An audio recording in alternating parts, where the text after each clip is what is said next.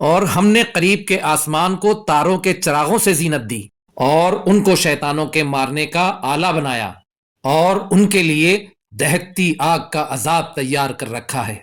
اور جن لوگوں نے اپنے پروردگار سے کفر کیا ان کے لیے جہنم کا عذاب ہے اور وہ برا ٹھکانہ ہے۔ جب وہ اس میں ڈالے جائیں گے تو اس کا چیخنا چلانا سنیں گے اور وہ جوش مار رہی ہوگی گویا مارے جوش کے پھٹ پڑے گی۔ جب اس میں ان کی کوئی جماعت ڈالی جائے گی تو دوزخ کے داروغہ ان سے پوچھیں گے کیا تمہارے پاس کوئی خبردار کرنے والا نہیں آیا تھا؟